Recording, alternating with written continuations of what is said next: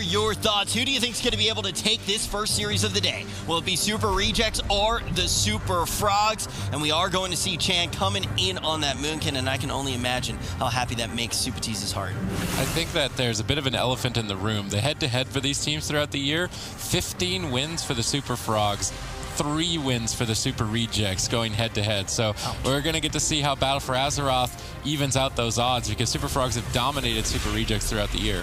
Yeah, both teams running very strong compositions. Oz going to be put into the kidney shot. Some early burst coming in from the Super Frogs with a full blind on Envious. He trinkets out. It's a fair trade. He's going to have that trinket lined up for the next time blind is available. But now, kind of susceptible to a swap if Super Frogs decide to pull the trigger with that.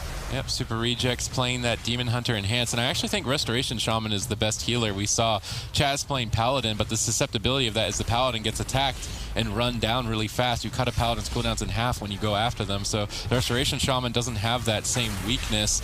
We see Wealthy Man trying to set up Chanimal here. He's got Incarnation rolling. They really want to get burst and force Ascendance from Envious, but Chanimal's Incarnation not finding just enough damage. Envious deflects with a well-placed Earthen Wall Totem. Yeah, Envious on the Resto Shaman, not something we see too often. Normally the Super Rejects, they have Colo available, so we'll have to see how he's able to perform. So far, doing pretty well. Astral Shift gets traded out, so nothing really in terms of defensive left. The Ultiman's going to commit the kidney shots, and burst coming in from Chanimals. Can they take him down? Envious manages to survive the stun. Nice off heals coming in from Oz to help keep him alive. Yeah, if Wealthy Man was patient there and didn't commit his Vendetta, actually they get Spirit Link Totem, so at this point that was a high value Vendetta. That's going to leave Envious very open to being trained throughout the rest of this. Oz is likely to have to spend his Astral, or his Maelstrom on Healing Surge for the rest of this fight if he wants to allow Envious to recover. Thugonomics with a triple stun, trying to help out Envious and start to restabilize, but Wealthy Man's pressure this game is quite enormous. Chanimal now falling behind. Finally, some counter pressure for the Super Rejects. Chanimal forced to retreat away. Envious getting hexed with a cross stun. Good crowd control from the Super Frogs, and that's one thing that I will note. No matter what composition they play, you may think that it's not the best when they're playing the Windwalker and the Warlock. They always look for these little windows of opportunity where they can sneak in a kill that otherwise any other player would never find. Yeah, at this point, Super Rejects, the only line of defense they really have is Thugonomics Darkness. So if Envious gets in a lot of trouble, the Thugonomics has to be there in order to assist with that damage reduction. It's going to be very important. Oz trying to punish Wealthy Man from overextending. Full blind on Envious. Now Oz susceptible, but he's behind the pillar. Chanimal's pushing in, wants to get some damage rolling. Do they have the follow-up CC onto Envious? Doesn't look like it. It's going to be making sure they're pressuring down both Shamans in this matchup. Make it difficult for Envious to decide who he wants to keep his Earth Shield on. Envious has been falling very far behind this game and trading a lot more cooldowns than Cubsy's, but Cubsy has been spending a lot of mana, so it's basically a race to kill Envious for the Super Frogs. If they can't kill him before Cubsy runs out of mana, they're not going to be able to stay alive in this fight.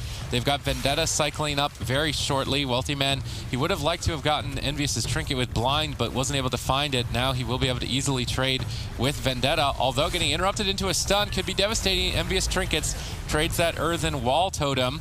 At least Wealthy Man breaking through some of the defense of Super Rejects, has an opening with that Vendetta if he can get a Shadow Step kidney shot on Envious with a Cyclone on Oz, or potentially Thugonomics. Thugonomics has used his trinket aggressively. Wealthy Man getting pushed. He's going to retreat away. At this point, they could play it patient, wait for the Incarnation. That's 15 seconds away. With both Incarnation and Vendetta lined up together, I feel like there's no way Envious survives this next stun. He's trying to line of sight. He switches the Earth Shield over. He sees Super Frogs moving in. He's in a good position defensively to deflect. Will it be enough is the question. Yeah, Envious could be in some trouble here. Astral Shift gets used. One thing that happened in that earlier exchange as well is Cubsy, he went and sat down for a drink, stabilizing his mana once again, giving his team a little bit more time to keep up this pressure. There's the Vendetta coming in from Wealthy Man, but Chanimals, he's sitting on his Incarnation. That's going to be a huge boost of damage that might be able to push Super Rejects over the edge. All right, Solar Beam, Kidney Shot, double wombo combo from the Super Frogs. Envious in trouble. Thugonomics saves him with that darkness, allowing his team almost complete immunity to damage. Good teamwork from the Super Rejects. Very nice shot calling on their part. No panic overlap of cooldowns so far. As long as they keep this defensive cycle going, Cubsy's mana is slowly but surely whittling down. Yeah, Chanimals once again trying to get in position, but it's difficult with the way Envious and Oz are playing. They're just running around this pillar, just trying to get away from Chanimals and avoid as much Moonkin damage as possible. Now it looks like Oz and Thugonomics, they want to get aggressive. Full blind on Envious. Keep in mind, he already trinketed out. He's not going to have another one available. Wealthy Man, he has his Vanish as well. He should be able to follow this up with a Sap. Oz in a lot of trouble. No Astral Shift, no Trinket, no nothing. He needs to get away, but not able to. Big amount of burst coming in from Chanimals the last few moments. Nice setup from the Super. So many good Resto Shamans in North America. That's going to be the backbone of this region. Now with the current strength of Enhancement Shaman, we're going to have 3 Shamans on one team. Super Rejects going to be breaking out this new Cleave, which very much needs a name. All right, Envious getting sapped early on. This is a good start for the Super Frogs. They have to work on isolating targets and bursting them down in windows of opportunity. The Solar Beam well placed on the entire team. It's going to prevent a lot of off heals, actually forcing Oz to trinket and trade Astral Shift. Chanimal played it patiently and held on to his Incarnation, so Envious needs to be the one to counteract that cooldown. But if they can remove Envious during its activation, he can't counteract it, and that's the win condition for the Super Frogs. Yeah, Cubsy traded out his Earthen Shield Totem. Now Chanimal's going to be susceptible. Incapacitate going to be thrown over onto Cubsy. Oz is going to be playing Pandaren, so they're going to have access to that additional crowd control. There's a kidney shot over onto Oz right now. Super Frog's doing a decent job with damage, but Super Rejects in this position, it feels like it's their opportunity to get some damage rolling. Yeah, Smexen dipping low. Obviously, Chanimal, a Warlock main, he knows how to do damage. He's going to be having the entire team dotted up, so they are all taking damage at the same time and look to try and AoE them. But with 2 Enhancement Shamans, I don't know if it's going to be the most effective if they can just bounce their own health bars up or switch their heals to Envious. And Envious is easily the most vulnerable target, assuming that the Enhancement Shamans are running Swelling Waves, which allows an instant cast Healing Surge to heal again at half value. So you casting that on yourself, you only get that benefit when you cast it on yourself. Super effective, very tanky to this kind of spread damage. Chanimal pulling the trigger on that Incarnation. He has a decent window here to kill Oz if they can catch him in a smoke bomb, but the map selection is it's stacking them up. There's no real usage there. Nice Solar Beam, good cross crowd control. Smexen needs to carry. He's trying to build up some Maelstrom, toss out some healing surges, and as you can see with 2 Enhancement Shamans on the team, really difficult to kill if you're only crowd controlling the healer. The Super Frogs need to make sure that they're getting the entire team crowd controlled or drag this to dampening where that hybrid healing is less effective. Yeah, if there's any classes in the game that could take down Triple Shaman, I feel like the Assassination Rogue and the Moonkin would be it. Wealthy Man's been doing a great job putting out pressure in this game. Envious getting low, has a trinket, might have to throw out the Spirit Link here. Really needs to make sure he's using that Shaman Mastery. Very, very effective, and basically what happens is the lower HP a target is, the more healing you do, and you'll see good Resto Shaman really abuse that. They can heal when people are low, empower their heals.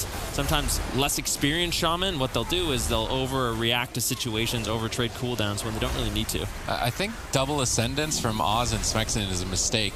I feel like against a Restoration Shaman, he can just use Earthen Wall Totem and soak up all of that burst damage. I think the Earthen Spike talent for more constant damage would have been a better choice on their part. With the pacing of the game, it's really unlikely that you're going to burst somebody down. But maybe if you had a Warrior with Mortal Strike reducing the healing, but with 2 enhancements, you don't have that. So it seems to me like the Super Rejects were kind of relying on a gimmick, and that gimmick isn't working. Cubsy is cycling very effectively through defensives. He's not overspending. He's maintaining his mana. The pressure has actually been quite high, even though there's 2 Enhancement Shamans healing the team of the Super Rejects. They hover around 50% for most of the fight. If we're into dampening, they're not going to hover at this point. They're just going to die. So this is looking better and better for the Super Frogs. Yeah, Wealthy Man needs to make sure he's not overstaying his welcome behind the pillar. Trades out the feint. Smexen and Oz trying to put some pressure out there. Cubsy moves in, connects the heals that he needs. Chanimals could be in some trouble, but a full kidney shot on Envious. Super Frogs looking to close out this game. Oz and Smexen going to have to support. Big heals going out onto Envious. Now they turn their attention on to Smexen, but it looks like he should be fine. Envious out of line of sight, needs to connect some heals, manages to get the Riptide. Oz charging into center field right now with the Ascendance, looking to get some damage rolling onto Chanimals. And right now, Super Frogs, they're all kind of rotting down. Yeah, Cubsy's doing his best to be efficient. He's only using Healing Tide and then trying to squeak in heals to deal with Ascendance from Oz. Doesn't want to overlap as Smexen hasn't committed his yet. Smexen's going to be the real threat for Cubsy moving forward. Fortunately, if the Super Rejects can stay alive, they are burning the mana bar of Cubsy quite effectively, already below 50% at this point, not even into dampening. Channel looking for some cast, but with triple wind shear, he's not likely to be getting a lot of those casted spells off, but at least he's absorbing them so Cubsy doesn't have to deal with them. He can heal somebody up in a panic. We see Earthen Wall Totem traded for NBS. That's fair as Channel has activated his Incarnation. Now they're going to duck behind the corner. Wealthy Man has Vendetta ready and waiting. Guess who doesn't have a trinket? Envious doesn't. If they can get a Solar Beam on the entire team behind this pillar, try and remove some of the extra off-healing, this kidney shot could be the end of the match as tons of damage falling in. No support from the team. Envious falls. Super Frogs lead 2-0. I'm gonna be honest. So they want to give it a try and actually probably get their feet wet a little bit, you know, dip their toes here. They went for full burst too. I mean, this is.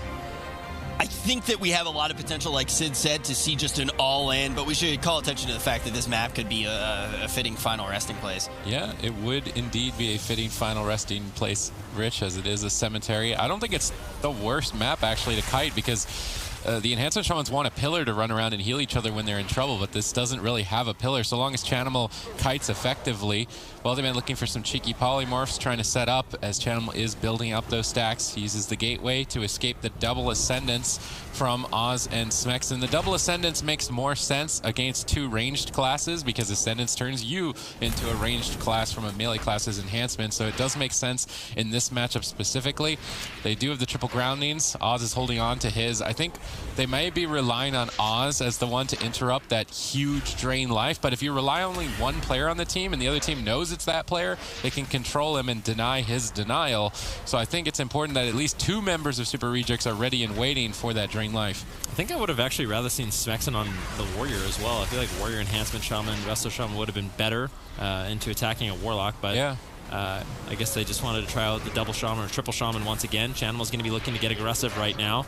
Get some unstable afflictions out. And good kiting and support from Wealthy Man, making sure he's keeping everyone snared with his blizzards, with his frostbolts, and it's basically a slow waddle for Smexon. Oh, there it is. Oh.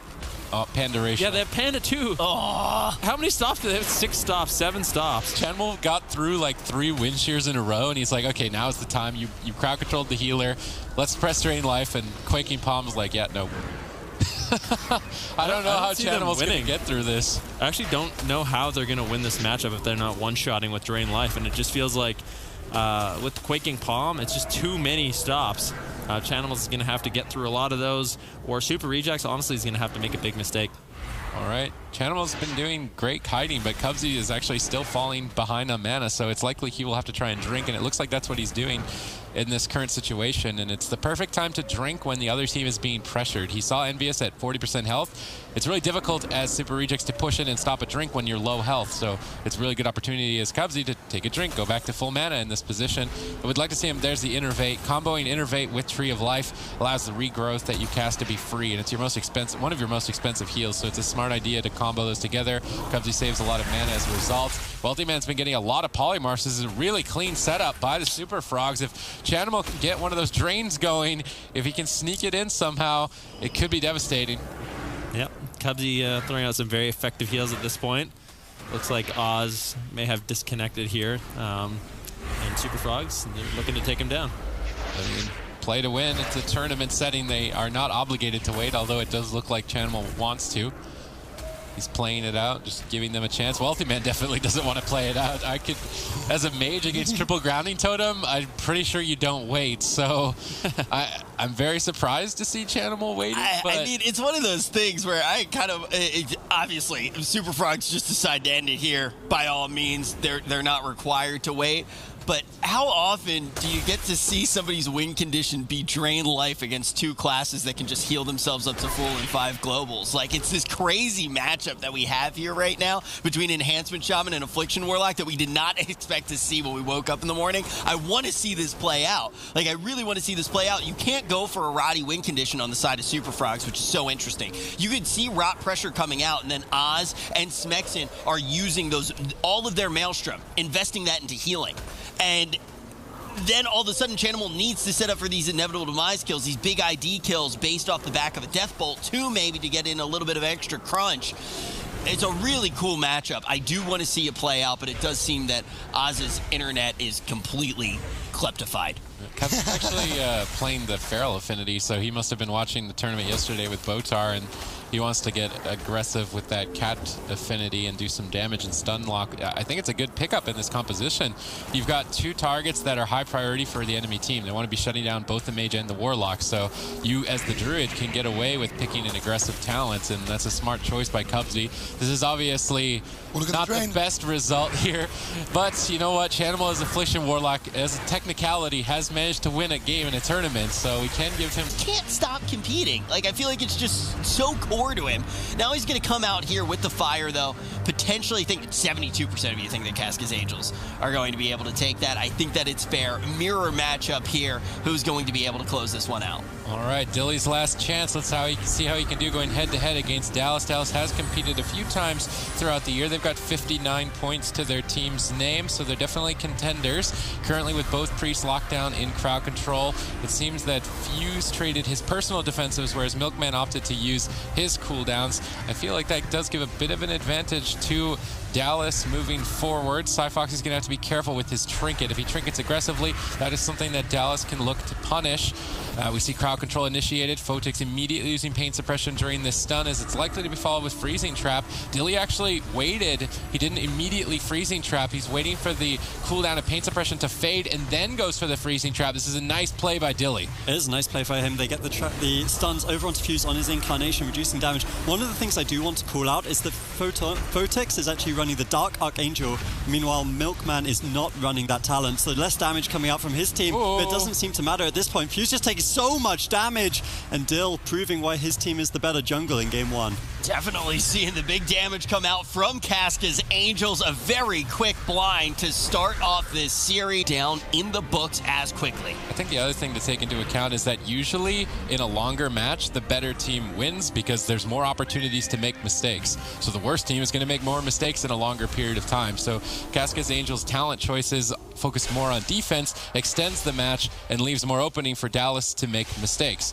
And I think that's a wise decision on the Casca's Angels. It removes any opportunities on maybe an unlucky loss if Dallas gets some big crits in there every once in a while. So I think it's a very conservative move by Casca's Angels. I actually remember way back to my chess days, one of the famous quotes was, if you're the underdog in a game, you want the game to descend into chaos because you have a higher chance of, pulling out, maybe the opponent makes some mistakes. That's definitely something that when you see these high volatility jungle Cleave mirrors, as the kind of weaker side, you want to be playing for that all-aggressive playstyle, try force the error on the side of Casca's Angels. But once again, we see a great opener from Dilly and his team. They get the forfeit on the Photox, already forcing out the survival instincts through the incarnation. Cyfoxy, though, needs to be a little bit careful. You can see that big dome coming in from Milkman, going to keep him alive for now. Yeah, paired up perfectly against Fuse's incarnation. Well timed by Milkman. Now Casca's Angels can get aggressive. Let's see how Dilly wants to deal with this potential freezing trap attempt. We see Photix use the pain suppression in the stun. Well, I mean, he really needed to. Fuse is just dying through pain suppression. The pressure is so high from Casca's Angels, but freezing trap is still available. They've got to be careful. Photix, did he miss it? That's very unfortunate for Dilly. That freezing trap could have easily closed the match here as Fuse has no trinket. Milkman still ahead on cooldowns. Casca's Angels in a strong position. Surprisingly, mana is equivalent on both sides. They're burning that candle quite quickly. This is the Dark Archangel opening for Dallas. If they're going to get a kill, it has to be in this window, but they're the ones on the back foot as a result of a well-placed Skull Bash into Bash. Nice combo by Cyfoxy. Pressure is completely in favor of Casca's Angels, and now it may be... At the start of the year, but now he is definitely shaping up to be one of the better priests here in North America. And he is just one game away from taking this series with Dilly and Cyfoxy. Will Casca's Angels be able to make quick work out of Dallas? Yep, Dallas, the newcomers on the scene, trying to make a name for themselves here against the legend Dilly, trying to ruin his dreams here on his final tournament, allegedly. We're going to have to wait and see if they have the capabilities. So far, it's been a very one-sided series, and Dallas, we're going to have to wait and see if he changes his talents to that dome or if he's dropped the Dark Archangel, so I imagine that he has, and it seems like Dallas may be looking to copy the strategy of Casca's Angels, but as I already pointed out, I think if it's a longer game, the better team is going to win. And Casca's Angels obviously have much more tournament experience than Dallas, so I would give that long game advantage to Casca's Angels. Yeah, I mean, you're just removing some of the volatility from the matchup, right? Which typically does favor that more experienced team. You're going to see both the Priests middle map just spamming out damage. Of course, one of the big things that you bring the Discipline Priest to the arena for is that kind of third DPS, bringing in, you know, about half the damage of what typical DPS would be. We see a big opener onto Paradise. One of the interesting things about the Hunters in this matchup is they're going to be running that Dark Iron Dwarf. So targeting the Hunters isn't actually super powerful because they'll be able to remove all those bleeds and even get a damage buff from it. Yeah, that Fire Blood Dark Iron Dwarf racial. If you haven't worked on your reputation to unlock that, I highly suggest you do. It's a very useful ability in PvP specifically. It's definitely showcased a lot in the tournaments, and it's definitely going to give these players an edge in these matchups specifically. But this is interesting that Casca's Angels are going after the Hunter. We normally don't see the Hunter as the main target, and they may be caught off guard by this strategy. So far, Cyfoxy has not been really forced to use too much, and Dallas have always been playing on the back foot. It feels like they need a miracle to swing this back because momentum is so far forward in Casca's Angels' favor. Fuse hangs on by a thread. Photix managed to recover. The mana has almost been burnt on both sides. I don't even think we're less than 2 minutes into the game. Freezing Trap secured for Dilly. This spells trouble for Dallas, but they don't have any damage. He's sitting comfortably through that Freezing Trap. Milkman not in position for a Psychic Scream. Photix should be able to recover through this pressure. If Dallas can hang on just a little bit longer, they may have an opportunity. They may well do, but the next stun on Cyfoxy could be a big deal. We see the Pain Suppression preemptively as well as the Renewal trying to stay offensive. They're actually going to swap it over to Fuse here. I like this. I think Paradise is definitely the harder target to kill in the matchup. Definitely want to be going after those barrels, but Casca's Angels could potentially find themselves behind here since they have invested all those resources into Paradise. Now we see Full Trap on Photox. Survival Instincts are both burned through for Fuse as he's hiding away in the bear form, trying to avoid incoming damage. Both the Discipline Priests are running low on mana as Fuse could well get defused. Cyfoxy! He gets Life Grip back to safety. That Survival Instinct saves him, but I think the targeting selection from Casca's Angel has not been perfect. They need to get back on that Feral Druid. It's actually putting them behind for the long game, and they're completely tapped on mana. Cyfoxy is so dangerously low on health. How much longer can he keep this up? Fuse is chasing him down, going for the stun, catching him out of bear form. Cyfoxy forced to trinket. Both teams completely tapped. It's a race to the finish. I can see both Feral Druids going down at almost the same moment, but Freezing Trap secured first for Casca's Angels as they look to close. Fuse falls. 3-0 Casca's Angels. Dilly's last chance is kept alive. Surprising that 95% of you voted for Method Orange. However, for fun, they've made some changes. Whoopie is now diversifying off that Mistweaver to the Restoration Shaman, and that could be critical in their potential to win against Method Orange. Yeah, Method Orange, once again, looking to get aggressive with the full root beam over onto Whoopie. That's going to keep him locked in place in that solar beam. Not going to be able to get out any additional healing. Good burst onto Omnivore and Rosita Jones early on. Already burning through Rosita Jones' Astral Shift, so not going to be able to rely on that defensive later on. Yeah, he's just trading 1-for-1 with Sam IM's cooldowns, but Method Orange have gotten quite an extended control chain on Whoopie. He hasn't been able to heal for quite some time, and he's trying to recover off the back of that. You can really see the momentum that Method Orange have squeezed from it. He's still not even able to top seconds after getting out of crowd control. Earthen Wall Totem now used by Whoopie. With that commitment, it's unlikely that his team will be in trouble. It is now For Fun's turn to get aggressive. As the Turbo, you definitely tear apart chickens. So going after Sam IM is a good target, but I also think at some points, if you can punish an aggressive trinket, if Trill uses his trinket at any point, you can switch to him in a Stormbolt. So Seadoo needs to be aware of that. He's doing a good job so far deflecting the pressure on Sam IM. That Earthen Wall faded for Fun quite a while ago, so now it's Method Orange's opportunity to get some damage going. Yeah, Trill pulling the trigger on that Metamorphosis, going to get him into that demon form, allowing him to do additional damage. Both Rosita Jones and Omnivore getting rotted down here by this Moonkin Demon Hunter. Cyclone on Whoopie. Rosita Jones getting lower. Incapacitate now going to be used, or Imprisonment going to be used over on Whoopie. Rosita Jones, he needs to keep himself alive. Big burst coming in from Method Orange. They've just had pressure and momentum from the beginning of the game to at this point as well. I mean, Whoopie's really struggling here to keep his team alive. Yeah, and that Cyclone by Sam IM on 5% health. The rallying cry has faded. Rosita's in trouble. He's scrambling to stay alive. Whoopie's overcommitted most of his defensive arsenal to survive that attack. He's not going to have that same luxury, but now Sam IM under fire. For Fun showing signs of life. Seadoo had to trade out a couple of major defensives as well from his toolkit to recover as For Fun do their best to stay in this fight. Method Orange's crowd control chains, though, have been immaculate. The solar beams, the double stuns, and unless For Fun can start to push that back, it's looking better and better for Method Orange.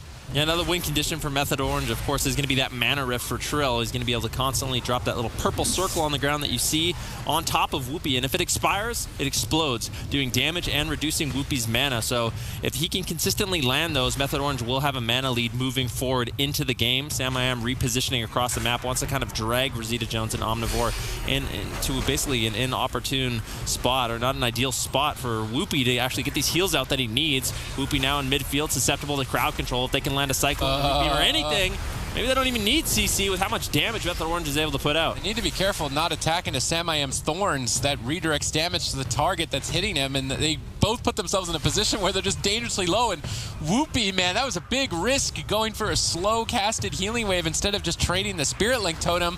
That risk pays off. He's able to hold on to it for a little bit longer, but how much is the question, because Method Orange's pressure throughout this game has been absolutely bonkers as Omnivore heroic leaps away. He's just desperately just trying to stay alive. Trill's in a position to land a stun. Omnivore's ducking for cover. Rosita's now getting swapped to under fire, and Method Orange have For Fun completely pinned down. Yeah, Omnivore's scared to push in at this point. He has nothing left, like you mentioned, Sid. Maybe moving forward to Sam. Actually throwing out a defensive here. Actually lands it on CD. Rosita Jones, though, gets taken down in the meantime with a nice imprisonment coming in from Trill. Just beautiful. Otar and Swapsy and Fabio with his Demon Hunter, so breaking him out on that class, allowing Whoopi to go back to his main specialization on what is considered an advantaged map for the Mistweaver is a perfect strategy from For Fun. Now it's a matter of finding any opportunities to break the defense of Method Orange. Whoopi is running that Way of the Crane talent. It's an expensive spell, makes all of your attacks start hitting really hard. So as a Mistweaver, you basically turn into a third DPS. It also allows you to get out of these root solar beams. You can break the root effect, so it's a nice soft counter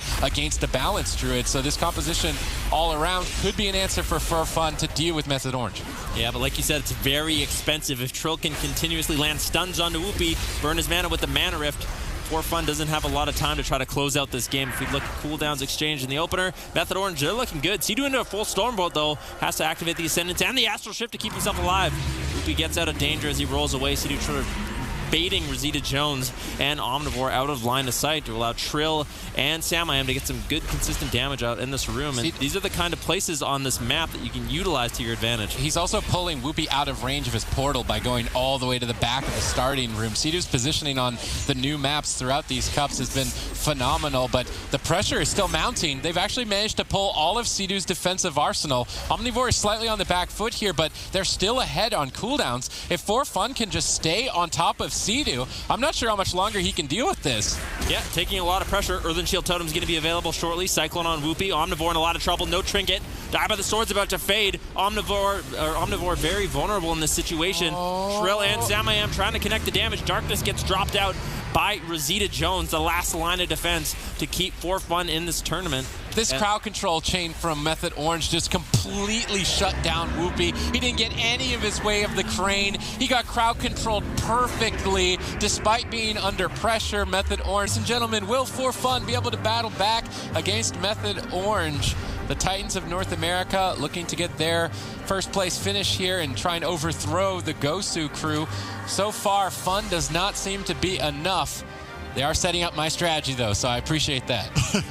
Now we'll have to see if it pays off for them. Sam-I-Am moving into position to start getting some damage rolling. Trill as a Demon Hunter, if he moves in there, maybe they could punish him, but he's also going to be able to get out significant damage with the amount of cleave damage a Demon Hunter brings.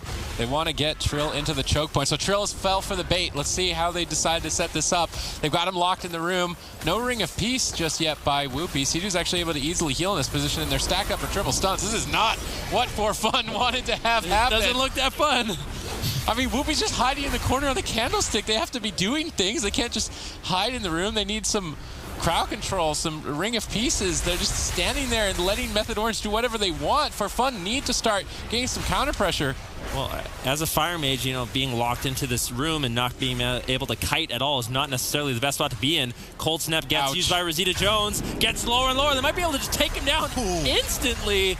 Now, Subi T, let me ask you, how did that look? It was no fun, in their favor. Fire Mage got buffed. Acerog is the best rogue spec. Holy Paladins are really good right now, so they have everything going for them, but we just haven't seen them get to their level that we know that they can reach. They've got all the bricks, they just have to put them together. The Gosu crew playing their Rogue Priest Shaman composition. The Rejects lead the charge with Turbo. This is a well-crafted composition to deal with a Shadow Priest, but the early aggression from the Gosu crew is already starting to establish itself as Jamili hovers at low health, trading his most powerful defensives to survive the initial onslaught, which you would typically expect the Shadow Priest to be behind against a warrior, but it's Jamili that's just barely hovering and staying in this fight. They've blown through everything. Actually everything. They got Rubcub's Trinket, they got his Bubble, they got Sacrifice, Jamili trinketed, he used the Astral Shift.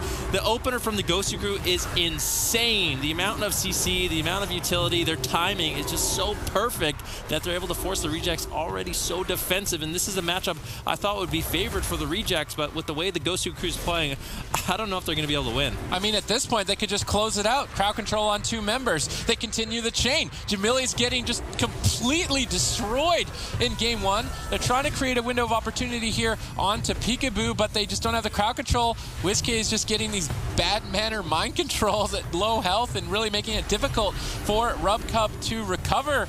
The one thing that the Gosu crew have in their favor is just team synergy, positioning, everyone on the same page. Whereas the Rejects, they're playing a composition that seems like it came out of nowhere to try and counter comp. The synergy just isn't there. Gorecki normally a healer on a warrior. Everything is just not working in their favor. Right now, they're just doing their best to stabilize and at least get a footing in this match, but I really think the Gosu crew are going to walk away with this. Rejects, they have sort of found their footing in the matchup, though. Gorecki, Jamili playing very, very defensive. Anytime Rubcub gets put into crowd control, Jamili's now, he's just playing it safe. He's running away, wants to avoid damage, but they need to find pressure on someone. Really, no one's taking damage from the Gosu crew. Now Rubcub caught into the kidney shot. Peekaboo putting out significant damage. He has no bubble, keep in mind, into the full silence. Blessing of Protection will be available. Absurge moving in, realizing he needs to get a purge on that if Rubcub decides to pull the trigger on that defensive. In the meantime, Gosu crew taking a little bit of damage. Cloak of Shadows gets traded out by Peekaboo.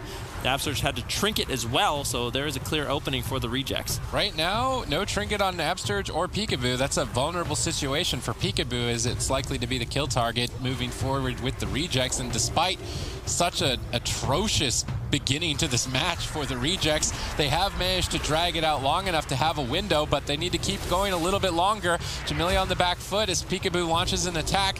Rubcub doing his best to work with not very much to sustain him. The next unlock, this cap totem from Jamili, I think was maybe 1 second too soon.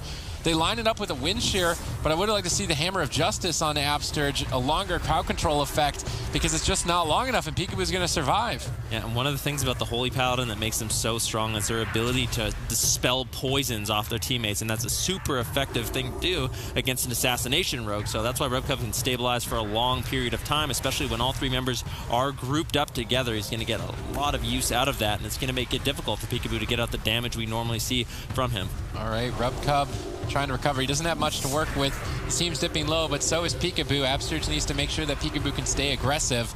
They really don't want to run away. Nice Shadow Step kick play there by Peekaboo. That's going to set Rubcub back quite a bit. Absturge is moving in. WMChi is moving up. They want to swap to Rubcub. They've caught him in that kidney shot. Blessing of Protection instantly purged off.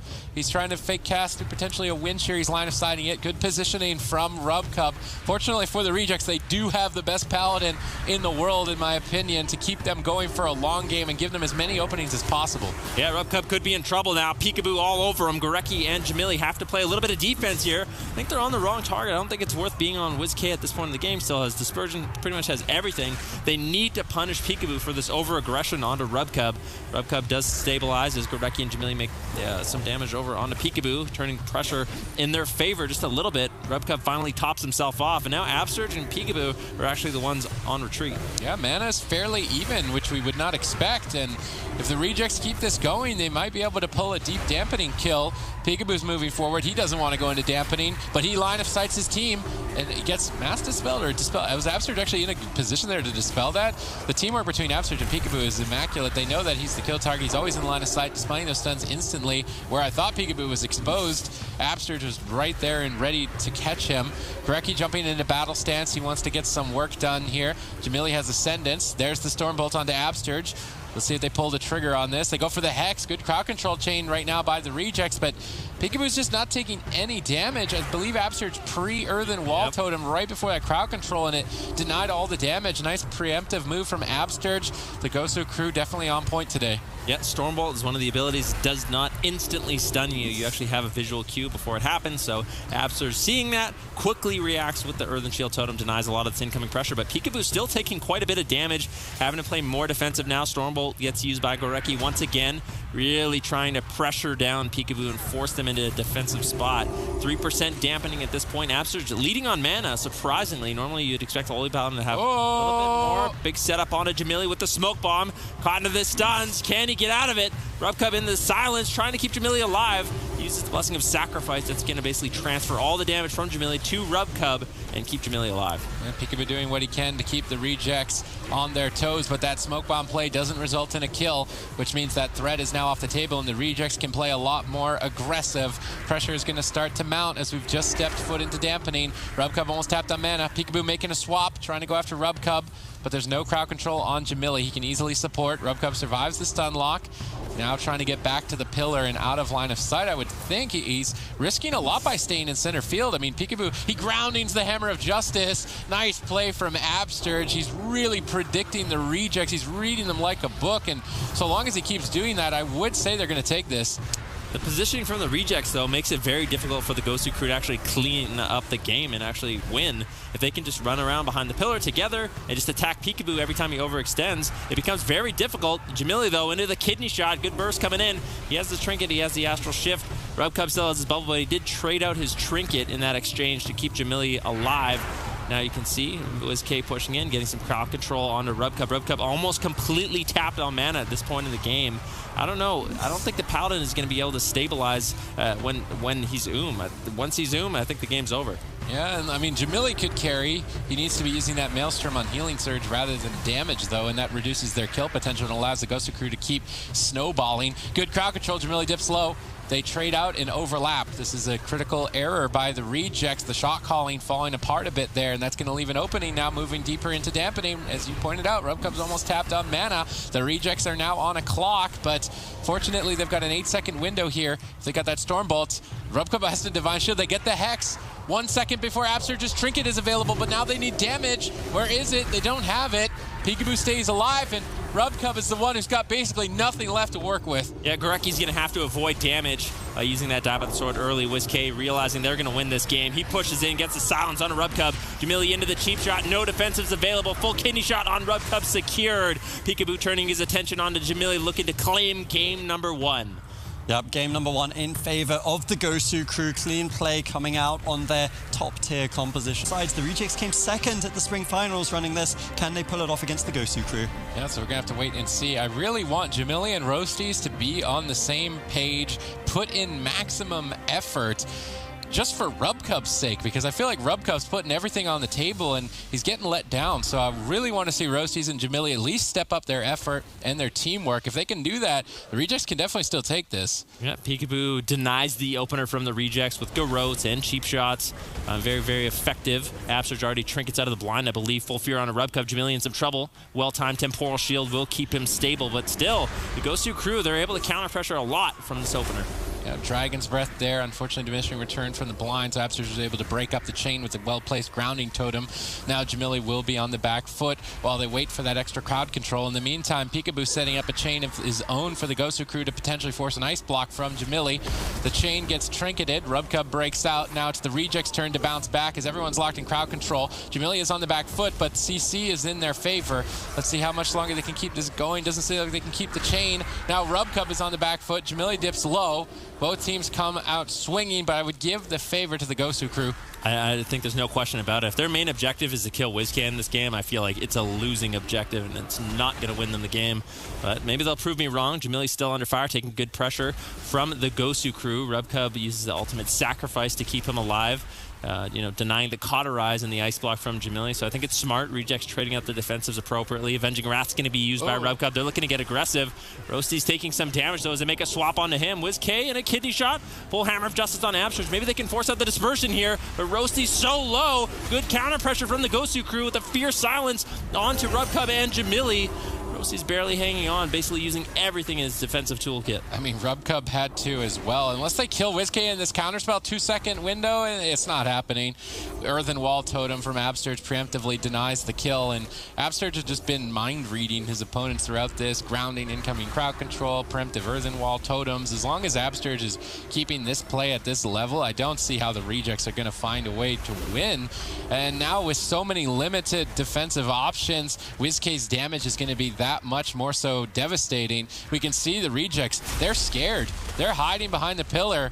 They're desperately trying to look for any opportunities. He tries to pre-ground the Hammer of Justice. He pre-grounds the Dragon's Breath, but doesn't get baited. Nice job by RubCub. Patience there paid off, but Rosty's is still falling behind. Forced to use Vanish just to stay alive in the fight. Even that may not be enough as RubCub is still locked down in crowd control. Rosty's hanging on by a thread, but WMChi suddenly under fire, has to disperse. The Rejects show signs of life despite being so far behind.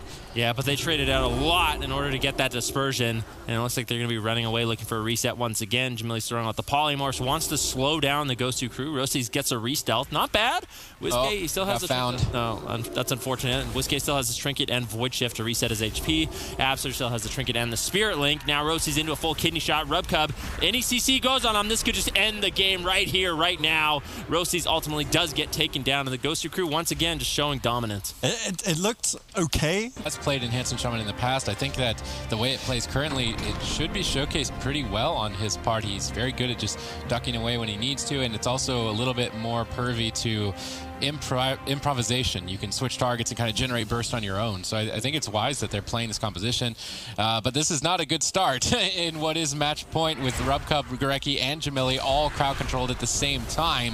The Gosu crew lead the assault with a well-chained crowd control on the entire team, forcing Astral Shift from Jamili, putting him behind. Jamili playing a lot more defensive posture this time around, just hanging out with RubCub in the back line, counter-pressuring Peekaboo away. Much better positioning from Jamili in this match. Hey, WMChi had a nice little trick there in the opener. He ran in for a full fear on a RubCub, knowing Jamili would tremor, so he just immediately silenced on top of it. So although he got out of the fear, he was still in crowd control with that silence, and that's a nice play coming in from WMChi on the Shadow Priest. Ooh, they catch Jamili in the smoke bomb. This is match point, and that's going to be curtains for the Rejects.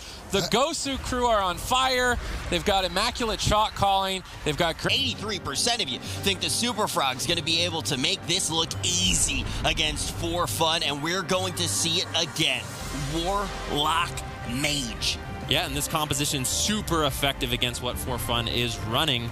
These melee, Omnivore and Rosita Jones, they're going to have a very difficult time staying on target. It's going to be Wealthy Man's job this entire game to make sure they are snared with Blizzard, with Frostbolt, with Frost Nova. Keep them in place, keep Chanimals away, and eventually Chanimals can build up those inevitable demise stacks and take someone down quite quickly. This is one of the things you'll see. When you do see the Warlocks in these competitive plays, it will be running this Mage Log Druid. The Mage, as WMChi just highlighted, offers fantastic utility to prevent the melees reaching Chanimals, and then you've got that win condition, as you can see on your screen right now, the inevitable demise, stacking up to 100 on your drain life. Once you do that, basically all For Fun will be watching in this game is those stacks on Chanimals and what interrupts they have. Of course, Chanimals has many ways of getting that off. He can use the Wool to immune interrupts. He can use his Never Ward to kind of like reflect anything like spell damage that could be interrupts, and then he also has the high mobility. As we see already, high damage coming out onto Omnivore, forcing out that life cocoon. If they can kite away and get those stacks up, that will be how Chanimals goes for the win. Yep, and I really liked what Wealthy Man did there. Whoopi activated his Way of the Crane, and right as that faded, Wealthy Man punished. He used the Ice Form, he used the Comet Storm, the Ice Nova, the Frozen Orb. All that cleave damage made Whoopi fall a little bit behind, and now they have this pressure on Omnivore. Still a lot of damage coming in from Chanimals. Can they take him down? Whoopi caught into the full polymorph. Omnivore forced to trade out the Die by the Sword, and that's the kind of burst we like to see from the Warlocks when they can build up all those stacks. It becomes so scary. This is one of the things I like seeing Turbos do when they play against this composition. Actually, the Warlock and the Mage are really hard to kill because Mage has blinks, Warlock has portals, and of course there's all those slows. One of the great opportunities you have is when the Druid pushes in for Cyclones. If you can catch him out with a Stormbolt, go for the swap there. That can definitely be one of the win conditions. Swapping up your damage also helps to drop the mana of Cubsy as well, which you can see is about even between him and Whoopi right now. This map obviously is great for the Mistweaver since he can kind of kite away and avoid some of the CC, maybe even go for some drinks later on. Look at the Ring of Peace on the gateway. Whoopi had such such an insane play there. He actually ported on top of Chanimals when he ported, got the leg sweep, and then when Chanimals moved onto his gateway, he dropped the Ring of Peace. These little plays coming in from WMChi is what's going to allow Omnivore and Rosita Jones the uptime that they need to actually take him down. Yeah, and we talked about in the last game, if you can land those Ring of Priests to counteract abilities from the other classes, one of those, of course, will be the Earthen Shield, but also against the Warlock, those portals knocking him away from the gateway can be a win condition. Affliction Warlocks are incredibly squishy. That's their weakness right now. If the Turbo get a couple of extra seconds connecting with their cooldowns, that can easily be the game in favor of For Fun. Yeah, but it can be difficult. Just look at Rosita Jones and Omnivore just slowly moving into position. Chanimal's going to gate away. You can see right now Rosita Jones caught into a polymorph. Wealthy Man just really, basically his job slowed down the game. But Cubsy getting swapped too! I wonder if he was deleted. Actually, yeah, maybe. He's trinket or box. Yeah, I was like, what? Yeah, I think he was kind of out of the aggressive. WMChi will be shut down doing those attempts as well. So it's a very back and forth thing. Keep your eye out for that chess game, but currently For Fun having a little bit more than just fun. They're going to be able to pick up that first win. Will they be able to keep the momentum going? Yep, that's something we'll be watching for. Wealthy Man opening up here. We see, once again, that Ring of Peace just trying to increase the uptime for this Turbo Cleave. And you can see how devastating it is. Look, they get one Stormbolt there. Chanimals immediately drops to 40%. That is the win condition. Warlock's very susceptible to that. WMChi, once again, playing on the port, making sure that he denies Chanimals on his portal and enable his team to reconnect. Honestly, WMChi kind of wasted leg sweep there. Chanimals was on DR. He's playing Orc. Really didn't last that long. I think he could have used that better to crowd control Cubsy when Omnivore and Rosita Jones have uptime on Chanimals. So maybe to look to see that in the future. WMChi now caught into crowd control on his way of the Crane, so not really able to get too much done there. Chanimals going to port away, looking to find some damage. Wealthy Man. Every time Rosita Jones and Omnivore have to cross the map, that is their opportunity to really get some damage rolling. Yeah, and of course WMChi can be assisting with that damage. You see the way of the Crane there. We see damage coming out though. They're looking to crowd control that. Rosita Jones forced into a little bit of trouble there. Trinkets uses the Tremor, counterspell now onto WMChi. He's just going to be enabling damage here as we see another full Stormbolt onto Chanimals. He has to Trinket out, port away, kiting well, but still this is cooldowns forced by For Fun. They have a lot of mobility so far in this game. Yep, they're all over Chanimals, and he doesn't have anywhere to escape to at this point. Cubsy does have the Iron Bark. They might be able to force that out. WMChi, if he has the incapacitate, this would be a good time. Nice Cyclones coming in from Cubsy to stall out the game and just try to top off Chanimals if he can, but Omnivore and Rosita Jones, they're going to be able to put out so much pressure on this Warlock. Yeah, and I mean, WMChi's all over them as well. We see now stun over onto Cubsy. Chanimals kind of slowly meandering away as the Iron Bark is the only real line of defense here as we see both the melees connecting once again. Stormbolt onto Chanimals, 40% able to port away, doesn't have that gateway, but just line of sighting, and this is very clever and deliberate portal placement from Chanimals. Every single time he ports, he's out of line of sight to deny any kind of charges or the Feral Leap coming in and from Rosita Jones, so he always has that time to now free cast some spells, get some damage out of his own. Yeah, look at how powerful Wealthy Man's snares are on that Frost Mage. Omnivore and Rosita Jones slowly moving towards Chanimals. They're caught into the middle of the map, and this is where they're very vulnerable to Wealthy Man doing damage, as well as Cubsy just spamming out the roots and the Cyclones. That's where they can get a lot of control. WMChi activating the Way of the Crane. No one else is on Chanimals. He's basically just looking to solo down Chanimals and get some pressure rolling for his team. Yeah, the Way of the Crane and only the Crane there, but it didn't really achieve too much since Wealthy Man just came in with an immediate polymorph. There was nothing really to stop him, so slightly wasted cooldown from WMChi, and I mean, that does matter. Like, it's the highest mana cost spell that Mistweavers have in this matchup. It's very effective, but going into dampening as mana starts to drop down, you can see Cubsy going for those resets like we talked about pre-game, looking to keep his mana at a high rate, because going into dampening, that's going to be one of the big things for Super Frogs. Yeah, Super Frogs, although they have, you know, the advantage of being able to kite, the damage just doesn't seem to be there for them. They haven't had very clear windows of burst, unfortunately. For fun, you know, they seem to be very stable here. Chanimals, I don't think he's been able to get off any sort of drain lives just yet that are super powerful. WMChi gets interrupted. Good pressure over onto him. He's caught into the middle of the map.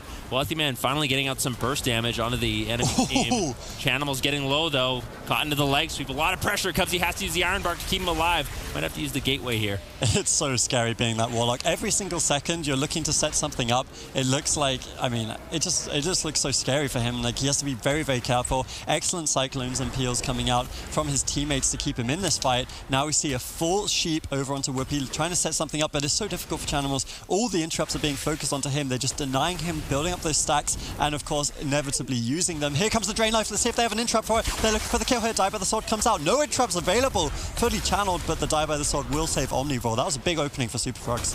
Yeah, Chanimals can basically use his UAs, use his Fears to get the interrupts out of the way from Rosita Jones and Omnivore. If Omnivore uses a Stormbolt onto Cubsy, then he can basically free cast that if he needs to. Wealthy Man controlling up Rosita Jones on his Ascendance here. Now full Polymorph secured onto Whoopi. Do they have damage on anyone else? Doesn't look like it. Cubsy's mana is actually not doing well at all at this point in the game. Down to around 20%. Chanimals falling behind. And for fun, they've actually managed to find quite a bit of pressure. Yeah, Rosita Jones sheepishly popped his Ascendance there, but didn't really achieve too much. Nonetheless, though, insane damage coming out. And like you said, the mana on Cubsy is the telling tale here. You can see they're swapping up some damage to him. He was able to drink a little bit, but still at about 60%, way behind Whoopi. Dampening's going to start stacking soon, and this is looking not great for the Super Frogs. Innovate comes out. Of course, that enables Cubsy to heal for free for about 10 to 12 seconds. I believe he's going to be using that mana very effectively to top off Chanimals, but once again, the melee's connecting over onto Cubsy, causing him problems, making it difficult for him to get away and reset. Meanwhile, For Fun are looking absolutely stable. Wave the Crane up in a couple of seconds here for Whoopi, who's just been doing a fantastic job keeping his team alive.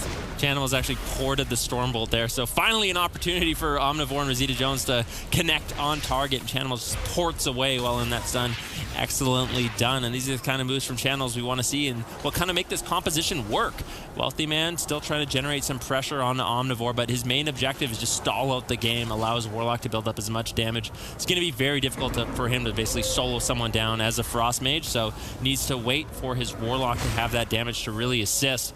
Whoopi moving in now on top of Chanimals. We're at 4% dampening, and as dampening gets higher and higher, it's going to become so unstable for both of these teams. Yeah, it really will, and then it will really be these big plays coming in from Chanimals, like you say, porting those Stormbolts, denying the Turbo Cleave from their uptime, and his Trinket's coming up momentarily as well, so that will definitely help him on the next offensive push, but he needs to get these he needs to get the gaps that can enable him to get those Drain Lives. We saw him already channel one, which is so difficult in these situations. Now they're setting up another opportunity here. You can see Chanimals free casting. Meanwhile, though, Cubsy taking a little bit of damage. They forced out the Life Cocoon there onto Omnivore. That's a huge defensive cooldown when it comes to mitigating these Drain Lives. Now they get the full Polymorph. They're looking to keep offensive here on the Warrior. Yeah, but he actually channeled the Drain Life to try to take down Omnivore, so it wasn't that bad of a trade for Whoopi. I think it was intelligent. Omnivore not going to fall behind. Caught into the bash, taking a little damage right now.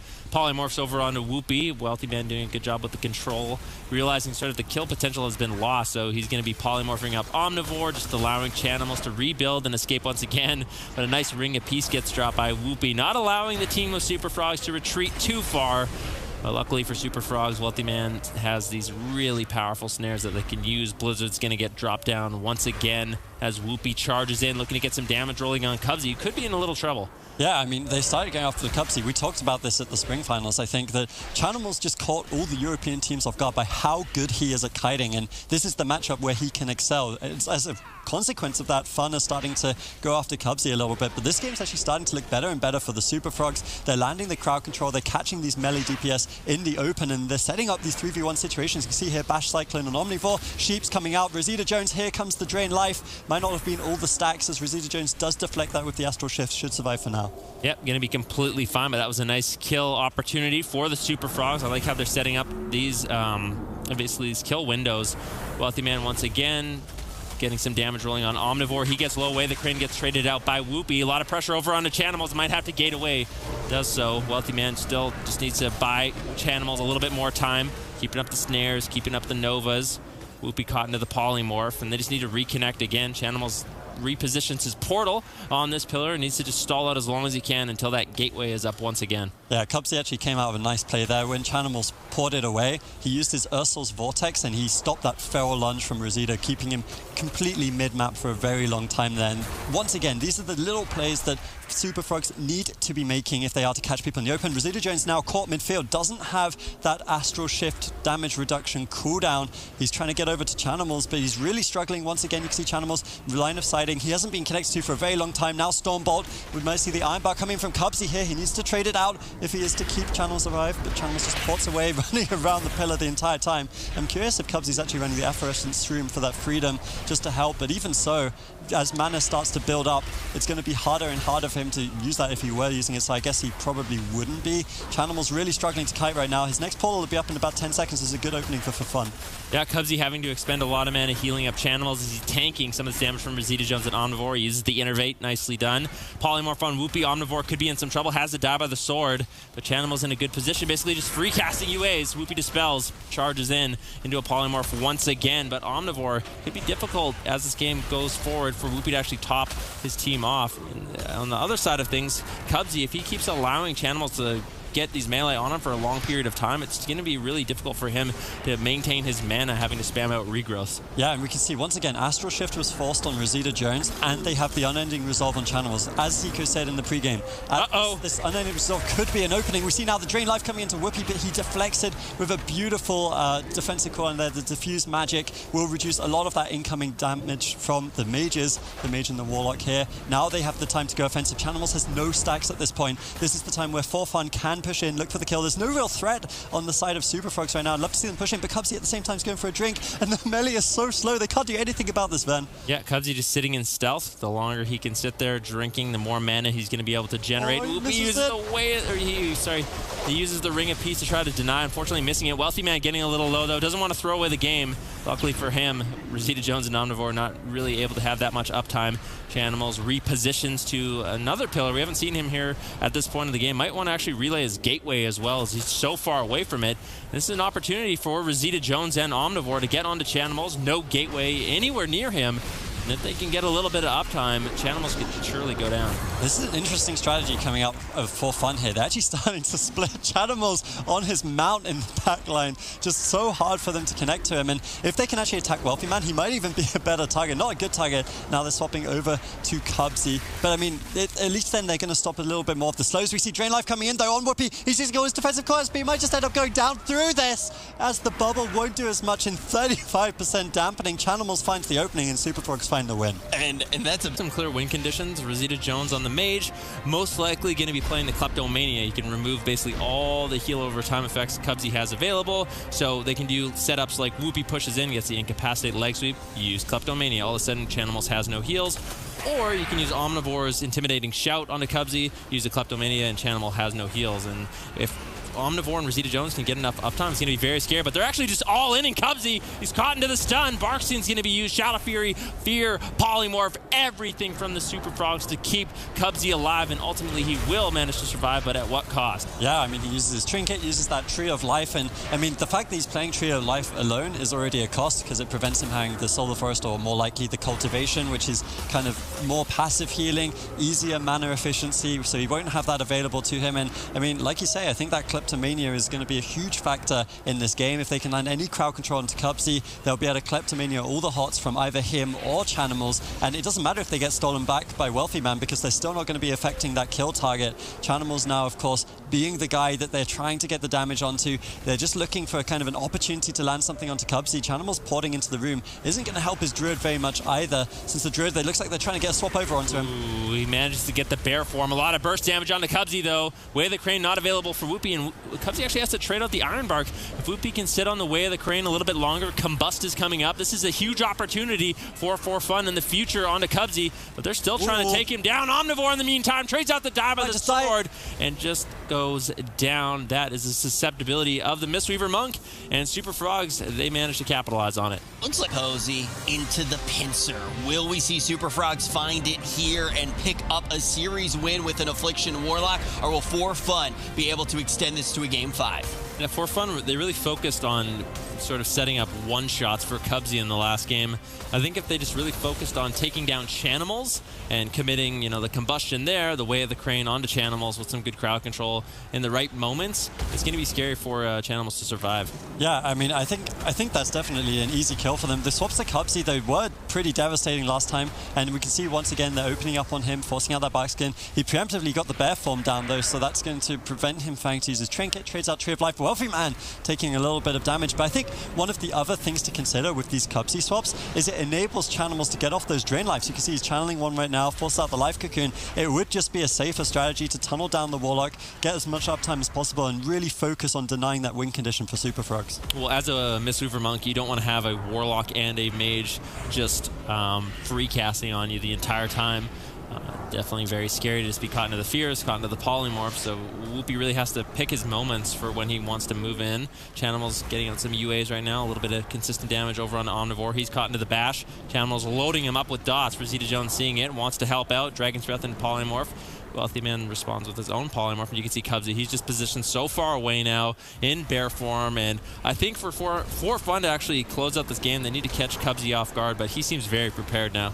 Yeah, I mean, he after that close call in the second game of the map, or the third game, sorry, I think it's getting harder and harder for them to set it up. We see Omnivore now. He's trying to get a little bit more damage over onto Wealthy Man, which again is a respectable strategy. They can do a lot of damage to mages. They still have this Kleptomania win condition, but they risk Chanimals with that drain life, with that inevitable demise, and they're not exploiting the kind of weakness of this Warlock because they're just not targeting him. And I mean, that's going to be not only make it a little bit harder for them to land a kill, it's also a little bit harder for them to stay alive because Chanimals has those kind of conditions. Once he can get those drain lives rolling, if they just use the reflect, then there's no counter spell and he can just cast it full. So definitely a scary situation for fun, but maybe they feel like this is the only strategy that works for them because of those slows coming out of Wealthy Man. Yeah, they managed to pull off one ice block from Wealthy Man. Has one available, but Cold Snap won't be up for 5 minutes, so they can somehow pull another one with a nice CC chain on Cubsy and Kleptomania. Could be scary for Wealthy Man. Cubsy made a little adaptation in this game. He's going to be playing Zalzek's Veiled Eye, so he's fully prepared for these all-ins. And I think for fun, they sort of realized we're not going to be able to all-in him. In the meantime, though, Rosita Jones basically getting soloed down by Chanimals. That is the insane damage that Warlocks are capable of once they've fully stacked up. Rosita Jones now having to retreat. In an instant, he was almost taken down. Yeah, and we see the Drain Life coming in again here. Shouldn't be so many stacks, but still dealing a fair bit of damage. It might be enough to take him down. Very close call here. He's still low. Gets the heal. Cauterize going to proc there. That, of course, whenever you drop low as a Fire Mage, whenever you actually die, you basically get another leash on life at the cost of a very heavy fire dot. But he's able to stay alive through that. Whoopi with some big heals. Caught up in the polymorph once again, though. This is disaster for fun. Another Drain Life comes out. Surely not 100 stacks. Not too scary coming in there from Chanimals, but he's just free casting. He's causing so much havoc on the side of for fun, and they're really struggling to stay alive here. Yeah, don't be fooled. Affliction Warlocks do a lot of damage. The only thing that's not the greatest about them is their survivability, so you still need to keep them in check, because if they can just free cast, it's going to be a nightmare situation, and Chanimals free casting in this game has been a disaster for fun. Wealthy Man taking a little bit of pressure right now. Cubsy gets the Ironbark out, but a huge meteor connecting from Rosita Jones. Wealthy Man getting lower. Cubsy responds with the Tree of Life Incarnation. That will keep Wealthy Man alive, but you know, for fun, they're showing signs of life in this matchup. Yeah, let's take a pause and look at the kind of overall situation here. Whoopi doesn't have his Trinket, and obviously there's no Ice Block on Rosita Jones. There's a very clear win condition for Super Frogs if they can set it up. On the flip side, though, they are winning the mana game, and that's kind of what they're playing for. They're denying a lot of the damage coming in from Wealthy Man. With Omnivore, I mean, when he can, very rarely connect. You can see he's playing that little gnome for an extra Nova kind of break, a little bit more uptime over onto Wealthy Man, but he's having a really difficult time. But if he can keep their connection up, keep the damage rolling, they will win the game on mana. You can see Cubsy right now, once again, sitting down for a drink, looking to kind of regenerate going into that late game. A good Ring of Peace, though, going to deny that, as once again, Omnivore getting drained. Yeah, Omnivore getting a little low. He leaps away. Whoopi connects some heals. So he dips out a line of sight. Rosita Jones getting locked out there, trying to create some pressure onto Wealthy Man once again. They've basically given up on Chanimals. This kiting has just been too good, I suppose. And Omnivore and Rosita Jones realizing they're not going to get the uptime they need. Incapacitate on Cubsy. Wealthy Man getting low, but a nice preemptive Ironbark once again. Will most likely save the second Ice Block coming in from Wealthy Man. Very nicely done by the Super Frogs. And Wealthy Man's doing such a fantastic job of kiting as well. We talked about Chanimals, but he's saving every single blink, every single Nova for when Omnivore gets near him, just making sure to use that Frost Mage utility kit to the best of its ability. It's getting out a lot of damage as well. We see once again bash onto Omnivore. Cubsy's been helping out in the backline. He'll be looking for another drink here. I'd love to see them swap over to Chanimals. It's an easy charge Stormbolt. He's so far away from his portal. It could be an easy win here. We see the Nether Ward coming out. That's another cooldown which Chanimals won't have. He's dropping really low. Rosita Jones is just soloing Chanimals at this point in time. Drain Life instantly counterspelled. Good stuff coming in from Rosita Jones, keeping his team in the fight. They need to look for these swaps. I think that was something they did really well in Game 3. They're just kind of tunneling down Wealthy Man. It is working for them, but Channels is such an exposed target at this point in the game. Yeah, I'd like to see if Rosita Jones is playing the Flame Cannon talent. It's very strong. If he can just stand still, it builds up his damage. And with the recent Fire Mage buffs, these fireballs and power blasts of him just basically turreting have been doing a lot of pressure for the side of For Fun onto Super Frogs. Very nicely done. Wealthy Man getting bursted down once again. Rosita Jones putting out immense pressure. Omnivore able to connect, and they can get the second ice block from Wealthy Man. For Fun really doing an excellent job. This is a really bad ice block positioning as well. He's kind of caught downstairs. He won't be able to do anything really out of this. No great blink positions. He gets pummeled instantly on the Ray of Frost. Rosita Jones, though, taking a little bit of damage from the Drain Life. Trade out the Life Cocoon to counteract that. And now they have a very clear win condition. There's no ice block for about 30 seconds. Cubsy's low on mana with 10% healing reduction on the dampening ticker right there. Wealthy Man being pushed in on. Might be a mistake from Omnivore. Channels looking to punish. Doesn't have too many stacks of that unending kind of killing from the Drain Life there. Just kind of sitting up in the polymorphs. Rosita Jones respecting the damage. This might be a swap opportunity here. They force the trinket from Channels. That could be an easy Stormbolt later in the game then. Yeah, it could be. Channels pushing in on Rosita Jones, looking for a Shadow Fury, gets spell lock. Rosita Jones now pressuring down Channels, drops the Meteor, forces Channels very defensive. Cubsy's going to have to run over and reconnect, get the heals out, but Rosita Jones basically soloing him down. If Omnivore can connect, it could be scary, but fortunately, he wants to just keep his attention on Wealthy Man, and if he can deny Wealthy Man from building up Frostbolt damage, that slows down some of the proc generation, doesn't get his Blizzard up as often, which means he can't use the Frozen Orb, and it really slows down a Frost Mage damage if you can just stay on top of him and stop him from free casting. The only downside is now you have Channels taking you down, but it's sort of a pick your poison moment, and it seems like For Fun, they're actually going for kind of a split strategy here with Rosita Jones basically turning on whoever possible, and they could be looking to try to Super Frogs. Yeah, I was starting to think that. It just seems like a kind of war of attrition on the side of For Fun. They're just doing damage where they can, denying damage where they can. Sometimes Channels the target, sometimes it's about Wealthy Man, but as long as they're getting as much uptime as possible and ooming Cubsy, that's kind of their game plan. But at the same time, because of all these slows, Cubsy's just going for drink after drink. We see a swap over onto Channels now. We like this. Good polymorphs, though, coming out of Wealthy Man, denying the setup. Still a lot of damage. Channel very far away from his portal right now, going towards that gateway. Triple Fear, though, comes in from Omnivore. This is the unending resolve. As soon as that expires, Channels will be in a lot of trouble. We see a DR polymorph coming out. Portal from Channels has the gateway as well. Rupee, though, looking for the solo kill. Yeah, Whoopie trying to take him down. He knocks him down. Piece. Channels out of line of sight. Omnivore needs to connect. Can For Fun put another point on the board. Channels getting lower and lower, and ultimately a beautiful setup coming in for Fun will tie up this series. And it's vulnerable to long crowd control chains where they could take down Wealthy Man and Channels. He was just baiting me and ended up trading it out for the regular trinket at the last second. I think it's a much better choice. In this matchup For Fun, they're going to be looking to find pressure on Channels and Wealthy Man. If Cubsy's overextended, they can also make swaps onto him.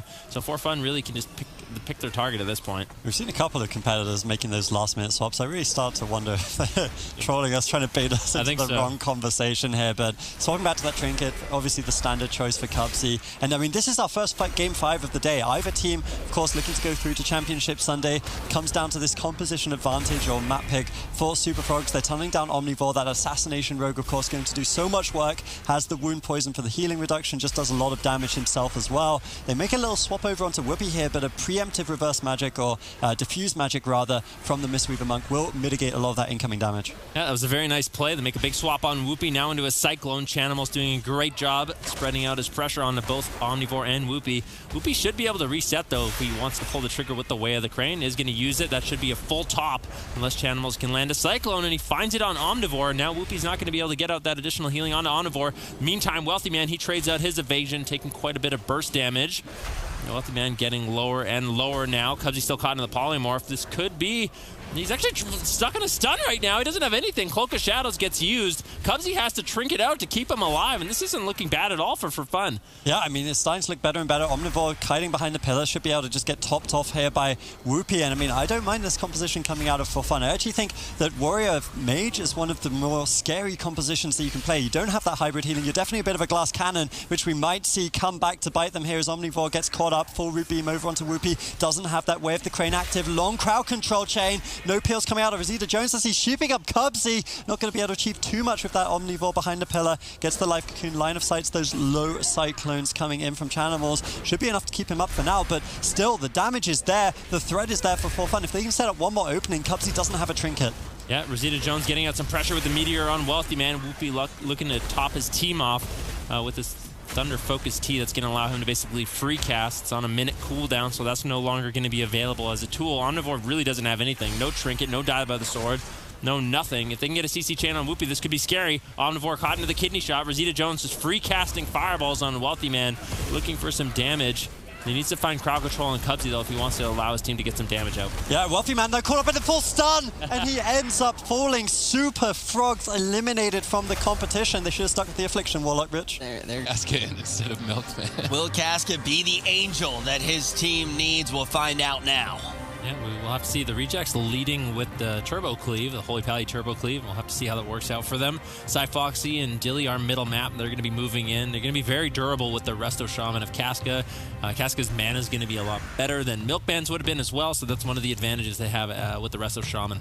Yeah, that late game, expecting Turbo, but even a Rogue Mage, Resto Shaman, I think, can avoid a lot more crowd control and disrupt more than the Disciplined Priest. So far, Casca's Angels have immaculate crowd control onto 2 members. It's been 3 versus 1 on Gorecki for quite some time as he's hanging on by a thread, really. He's traded out his 2 primary defensives. Rubcub, he's an excellent shot caller on that healer, not overlapping any other defensive cooldowns. That was a nice play in what otherwise would have been a very panicked situation for any other healer. Rubcub gets out of that situation. Now, though, into a freezing trap. Once again, a 3 versus 1. Rubcub makes the call to trinket out of that freezing trap as Foxy has activated Incarnation. That's a fair trade by Rubcub. Their shot calling is on point. They're starting to etch ahead. Casca has traded a lot of his defensive lineup and is becoming increasingly vulnerable. Yeah, only really has the Spirit Link totem left, but Gorecki getting swapped to. Blessing of Sacrifice has to come in from Rubcub to keep him alive. Casca still in a lot of trouble. Drops the last line of defense at Spirit Link. Trying to kite away. Needs to stabilize. Needs to top himself. So Foxy and Dilly, they have defensive abilities left. So Casca needs to capitalize on that. So Foxy caught into the stun, though. Big pressure coming in from Jamili and Gorecki. Full trap on Rubcub. Gorecki in midfield right now at around 50% HP. Jamili rotting down as well. Good pressure for both teams. All right, both teams under fire at this point as they're burning through the last defensive cooldowns. Gorecki going to be going down. Casca's Angels take game number 1. And at this point, you got... Yeah, we'll see if that turbo works out for them this time around. I think it is fair to criticize that as well. I feel like actually picking which composition they've wanted to play throughout the year maybe has been part of their struggle. But now Casca's Angels, they don't have that problem at all. They want to play the jungle. They want to play it all day long, and they are looking to get themselves on match point. Yeah, let's see what they can get done here. Obviously, this map selection is pretty good for going after a healer, so I imagine the Rejects have a plan to target Casca at some point in this fight, but equally so, they could target Rubcub. We saw how easily Chaz was dismantled in the European tournament yesterday by Jungle Cleave, so I'm curious if Dilly's team is going to make that adaptation. Doesn't appear to be the case, as a freezing trap is secured, and Jamili is the primary target to begin with some damage on Gorecki. That freezing trap, not nearly as effective as in the previous game. There's the double stun combo that we like to see. Dilly with a nice knockback, though, breaking it up and putting Jamili further on the back foot, forcing that Astral Shift trade. Full Hammer of Justice onto Casca. Potentially an intimidating shout followed. There's the intimidating shout. Good crowd control chain from the Rejects. They've managed to at least pull Dilly's trinket, but surprisingly, not too much else. Casca was able to Earthen Shield Totem right before all that crowd control, which is really unfortunate because the Rejects need to pull big defenses with that intimidating shout as it is on such a long cooldown. No, they're dogpiling on top of Rubcub in order to prevent the trap, but both times Dilly's been able to land at very high level hunter play, just being patient. As soon as Rubcub spreads out from Gorecki and Jamili, they're able to land it, and the Rejects wasted a lot of time with that. As well as in the opener, Gorecki was trying to eat one of those traps, and Dilly, like I said, just very patient, ended up landing it and forcing some defensives. I mean, at this point, this is just clinical jungle play from the Casca's Angels. Stun, freezing trap, target down a DPS member, Jamili. Rubcub trying to preemptively sacrifice a freezing trap. And he manages to break up the crowd control chain, re-stabilize, but burn through one of those charges. There's a good double stun. This is the crowd control that the Rejects need to be implementing. Stun on the healer, stun on the DPS, do a bunch of damage, but they've been not able to accomplish that until at this point. It might be too little too late. RubCub caught down in Freezing Trap. Gorecki dips low, trades that Stone Form to remove the bleeds and reduce damage on himself as his healer's crowd controlled.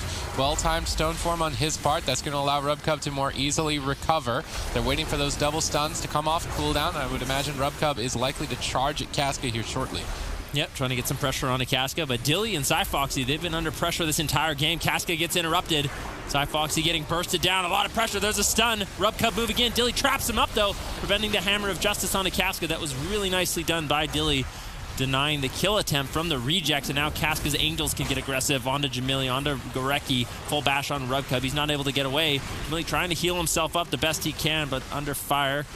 Big heals on him. RubCub gets out of the crowd control, and the rejects will stabilize. Dilly with great interception there, breaking up the chain. Now they go for Hammer of Justice, but there's no Storm Bolt, which means that Dilly and Cyfoxy can either kite or off-heal or support each other.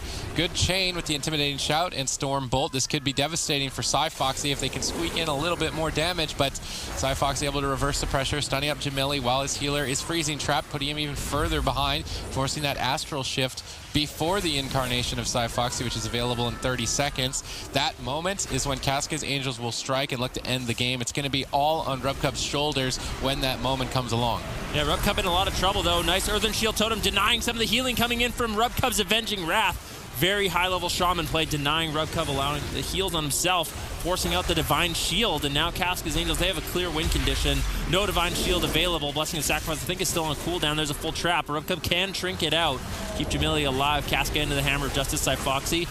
Incarnation is going to be available very shortly, so Casca's Angels is going to be very scary very soon. Cyfoxy is pulling the trigger on the Incarnation, making the switch to RubCub while he may be on Forbearance and unable to use Blessing of Protection. I think running down the Paladin at this point is the best target. You cut down the cooldowns in half if Casca can get in position. Purge doesn't look like they want to go all in, instead switching targets to Jamili, but they're spending a lot of time in the face of the rejects. You cannot stand toe-to-toe with a turbo for this long. They're really feeling the pain from it with both Dilly and Cyfoxy down at half. Casca with a lot of work ahead of him, but he's got the cooldowns to do it. They should be able to play aggressive if they can stay in RubCub's face just a few seconds longer. I'm not sure if Jamili will make it out alive. He's on the run. He's barely hanging on as RubCub connects the sacrifice at what would have been his life being taken. The rejects deny the kill. Now look to swing the momentum as they're pushing forward. Yeah, they push forward. RubCub could be in some trouble. A lot of that sacrifice damage going to be redirected onto RubCub as he's looking to make a getaway.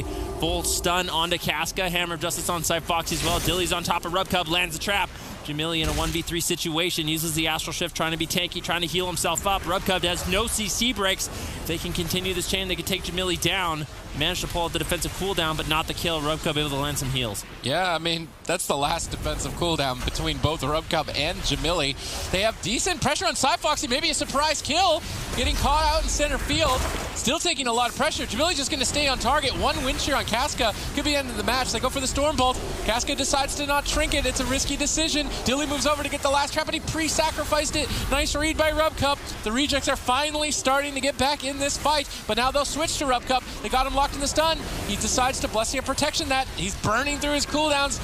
2 for 1 in that exchange, and he's almost out of mana. His entire team is dangerously low. Casca is as well as out of mana. If the reject can keep up their pressure, there may be an opportunity to strike back. Yeah, Earthen Shield Totem gets dropped out. One of the last lines of defense. Casca still has a Trinket and a Spirit Link. Cyfoxy and Dilly really have to think twice about chasing after RubCub in this specific situation.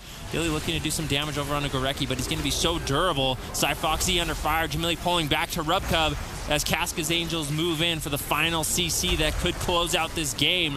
Full trap onto RubCub. Oh, it broke. It broke, unfortunately, for Casca's Angels, and now the rejects strike back with the full fear onto Casca into Hammer of Justice. Can they take Cyfoxy or Dilly down? Yeah, Cyfoxy is going to be the exposed target here. Casca's got Spirit Link Totem. He's likely hovering over that keybind. He may need to use it here shortly, and that's going to be for their last push if they don't get a kill on what I would imagine has to be RubCub at this point. There's too much defense for Jamili. They're trying to gun down the healer, but they've got no steam left in the tank to really keep it going. It's a race to the finish at this point with 10% dampening. Nice knock on the Casca heal. RubCub on the run. Will to be able to stay on target. Gorecki gets trapped up. RubCub can't dispel him out. He's in trouble. All 3 targets dogpiling right there. Casca dropping that earthen wall, and this whole team making them completely stable and strong enough to put RubCub in the grave, moving to match point. Casca's Angels going to be able to do just that. They are unmatched. You that fire. That gives you that hunger in your belly, the fire in your belly.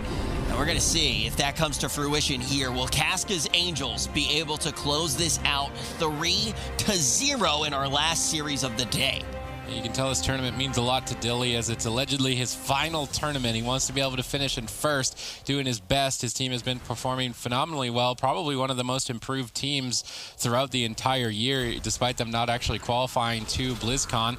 We see the rejects initiate with Hammer of Justice, but the Stormbolt was mistimed. Casca was able to dispel. That is going to put the Casca's Angels in a good position as they've locked down Rubcup. Jamili's on the run. It does appear to be the case that Jamili's going to be focusing a lot more on defensive positioning, trying to keep those Maelstrom going into heals rather than damage. Then when Rubcup is out of crowd control, he's going to switch that over and start spending them on Storm Strikes. Yeah, but Dilly's doing a good job as well. He gets the crowd control, and then as soon as it's time for the rejects to get going and they don't have the crowd control diminishing returns, Dilly's running away, kiting, and running back in, gets the full trap onto Rubcup, but an ultimate sacrifice will break him out, and now Dilly's getting low. Aspect of the Turtle gets forced out. Casca was into the fear. Now Stormbolt on Cyfoxy. Good pressure coming in from the rejects. Yeah, they've got good damage this game. It's much improved over the first two. They've got Dilly blowing major defensive, Cyfoxy at dangerously low health, and the rejects are looking a lot more alive in game number 3. They may be able to swing the series back if they can keep building off of this momentum. Maybe it was a matter of Gorecki just getting comfortable on that warrior. You know, sometimes we like to think you just jump on a warrior, you smash stuff, it's easy, but I don't really think it's that easy. So it could just be the case that Gorecki needed to get comfortable, although now he is an open target, having traded his die by the sword. If he gets a little bit too overeager aggressively, he could get that turned around on him. Yeah, Cyfoxy forced into bear form right now as Rubcup getting aggressive with the Avenging Wrath. Should be able to top off his team. A lot of pressure on Gorecki. Ultimate Sacrifice gets traded out by Rubcup once again. He has none left for another minute and a half, so the only real defense he has is the Bubble and the Blessing of Protections. Those are going to be strong. He just needs to make sure that he's using them early on in some of the CC chains. Casca's Angels is getting available. There's a nice trap eat by Jamili. He's looking to get aggressive now with the Ascendants, now that the trap is no longer a threat. Dilly trinkets out. He has no exhilaration, no aspect of the Turtle. Very vulnerable, and split strategy coming in from the rejects, making sure both Casca and Dilly are pressured. Yeah, right now Cyfoxy and Dilly are extremely vulnerable targets. Casca's got to keep his eyes on 2 members, and as a Shaman, it's really difficult. You can't have Earth Shield on 2 targets, so this fear from Gorecki is perfectly timed on the entire team. Well done, getting Casca's Trinket, which is that last pivotal cooldown. The next crowd control on Casca could easily close the match. The rejects need perfect execution. Just a Hammer of Justice on Casca. Stormbolt on Cyfoxy. Line them up together. They go for the Stormbolt. They go for the Hammer of Justice. They line it up. Nice execution. Just a bit more damage. Put Cyfoxy. No! Casca was able to sneak in there with a Spirit Link Totem on those final seconds. That was the kill window for the rejects, and they get denied. Yeah, Gorecki jumping away. Rubcup into the full bash. Do they have any follow-up? Doesn't look like it just yet. Jamili coming in with a grounding totem. I think he actually grounded that trap, so very nicely done by Jamili. Ultimate Sacrifice going to be used by Rubcup once again. It was a bit preemptive. I think Gorecki should have been fine there. Maybe just wanted to try to get that trap out. Stormbolt onto Dilly. Hex onto Casca. Immediately dispelled by Cyfoxy. Nice plays there. Keep his team in the game. Ooh, Rubcup bopping Gorecki out of that stun. Blessing of Protection not going to be super effective against the Restoration Shaman that can remove it with Purge. So Rubcup using it to break a stun rather than purely protect someone from a kill. It's a riskier move, but at least he gets some guaranteed value out of it. They still have a kill window now on Dilly if they can nail that double stun. Hammer Justice Casca, Stormbolt Dilly, and they can potentially just take him down. There's the Hammer of Justice. Where's the Stormbolt, Gorecki? They need that Stormbolt right now, but they're just not going for it. Was it not available? Was it miscoordinated? There's the Stormbolt, but now it's on Cyfox, who has a Trinket, and Casca isn't Hammer of Justice. The rejects, their execution is just falling apart now. Yeah, Casca will be able to drop the Earthen Shield Totem. Nice triple fear coming in from Gorecki. It looks like they want to set up on a Dilly. Gorecki getting offensive in battle stance. Charging in, Dilly retreats to the safety of that Earthen Shield Totem. They need to get CC on a Rubcup. Gorecki still an exceptionally vulnerable target in this matchup. Gorecki into the full maim. Dilly not, unfortunately, able to push in and land a follow-up trap from that stun. There it is, out of the Intimidation stun. Gorecki in battle stance, I think. Nice damage coming in from Casca's Angels. Gorecki in a lot of trouble. Nice pummel onto Casca, casting out that Hex. That was nicely done from Gorecki, trying to counter pressure now onto Casca. Blessing and Protection gets used by Rubcup to free up Gorecki. Hammer of Justice on Casca as well. Cyfoxy and Dilly scrambling to keep him alive, but he ultimately will survive. This will be the last Arena World Championship Series game for the Rejects. If they lose, they need to keep themselves in the fight. They've got Cyfoxy on low health, but Casca, the legend, keeping his team going. Every single time someone's on 5%, he manages to keep them going. Gorecki preemptive die by the sword play here. Doesn't want to get caught off guard as RMPal is locked down in a freezing trap. Both teams burning their cooldowns on both ends at this point. Double crowd control from Casca's Angels. That's putting Gorecki even further behind. They've got Cyfoxy with no trinket. I want to see a Hammer of Justice. I want to see a Stormbolt combined at the same time to interrupt the heals and deny the defense. If they don't coordinate together, I don't see them taking down Casca's Angels, but they have the opportunity. RMPal with amazing play there. Pre-sacrifices the trap, redirects damage, breaks the crowd control. RMPal, MVP of the Rejects. They are so lucky to have him on their team despite the lack of morale, the lack of energy. RMPal still doing whatever he can to keep his team in this tournament. It's their last chance. Dilly forced to trade out his aspect of the turtle. Casca gets swapped to. This swap could close the game. He's on the run. Gorecki gets peeled away. Good teamwork by Cyfoxy. Yeah, Casca manages to survive at a full fear. Dilly's so vulnerable, trying to kite away. Aspect of the turtle not going to be available. Hodge onto Casca. Cyfoxy gets interrupted on the off-field, and Dilly is left all alone. Oh. The Rejects strike back. The acceleration just came off of cooldown too, but one of the main things to stay out of crowd control and allow his team to get so much pressure, it's definitely going to fare better for Casca's Angels. Casca's Angels definitely going to be putting up a fight here. They just need one more map to close out the day, stay in this tournament, and send the Rejects home. Really is playing adaptation this game. They've already managed to work their way through it. That's a pretty big opening that Casca's Angels can punish. You typically don't want to run that because a team will just stun you, proc that adaptation, and then later on they'll commit their cooldowns and go for the kill, and you don't have a trinket. So this is a very peculiar decision from Jamili, and I'm curious if it's going to work out for him. Yeah, definitely already trading out the Astral Shift. He doesn't have his adaptation available for 30 seconds. The next setup, if they can get crowd control onto RMPal, it's going to be very scary for Jamili. Casca keeping his team stable early. Earthen Shield Totem, they're all over Jamili. Maim onto RMPal, wasn't able to get the sacrifice out. There's a full trap, stun on Jamili. RMPal's going to have to trinket or bubble here. But Jamili's in a lot of trouble.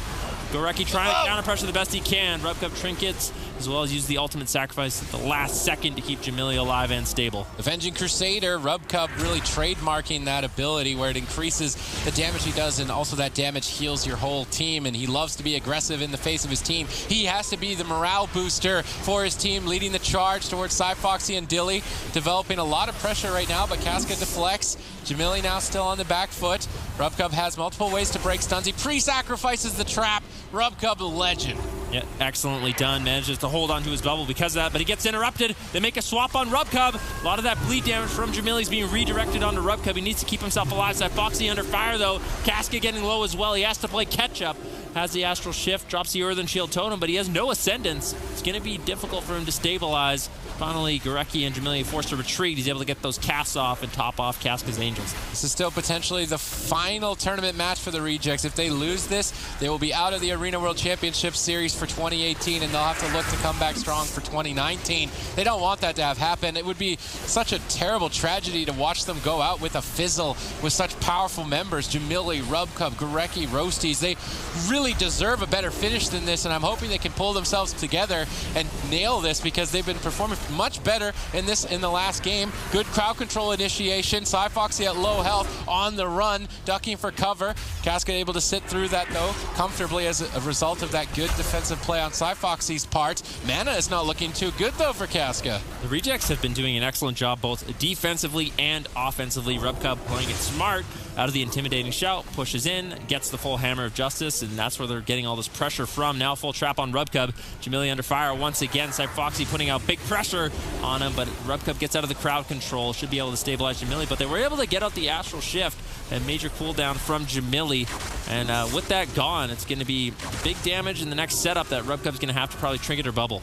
All right, at this point, the Rejects need to work through all 3 trinkets of Casca's Angels if they want to look for a kill window. So those Hammer of Justice Casca, Stormbolt Psyfoxy, get somebody's trinket. There's the stun lock combo. They're not finding a trinket. Actually, they do. They got Psyfoxy's trinket. So at least 1 trinket out of the way. They actually managed to get Dilly to use Aspect of the Turtle. 2 for 1 on that exchange is a pretty good deal. Yeah, Dilly had to trade out the Aspect of the Turtle to get his pet out. So Jamili and Gorecki even attacking Dillypoo's pet. And unfortunately, with how many interrupts they have available for him, Dilly thought it was smart to just trade out the Aspect of the Turtle in the meantime. Jamili taking some pressure right now. No Astral Shift available. Dilly having to run away once again. Gorecki all over him. I think Dilly's pet might have died one more. No, it's still there. It's still available for him. But no Aspect of the Turtle. Casca's going to have to trade out cooldowns. Trinkets into a full fear. Has the Spirit Link. Dilly needs to hold on a little bit longer. Yeah, Psyfoxy and Dilly both dangerously low. Casca being pretty greedy here, just not even trading Spirit Link. Gets wind sheared, could be an opening, but Rubcub gets trapped. I'm surprised to see him not trinket. He does choose to trinket. They've got the kill window. Casca has no trinket, and Psyfoxy has no trinket. All they have to do is nail that double stun. They've got 1. Where's the other? Rubcub moves in. I think he's going to stun Casca out of this. Doesn't even look like it. They pulled the... He stuns him out of it, but... They're kind of miscoordinated. If they had all of that damage dedicated to 1 target, they would have easily found a kill on that attempt, and that's a blunder on the part of the Rejects. Yeah, Casca gets out the Ascendance, but he heals onto his team. Incarnation gets used by Psyfoxy, trying to get pressure out onto Rubcub. Still has his bubble. If they can force that out here, that's the last thing Rubcub has available. Psyfoxy getting low in the meantime. They really want to get this bubble, this Divine Shield from Rubcub, but he manages to hold on. Nice off heals from Jamili. Oh! Psyfoxy overextending. Earthen Wall Totem was used out in center field on Casca. Bit of a close call here. Psyfoxy's getting cheeky, just chasing Rubcub around corners, and that could cost his team the game and swing this back for a potential reverse sweep.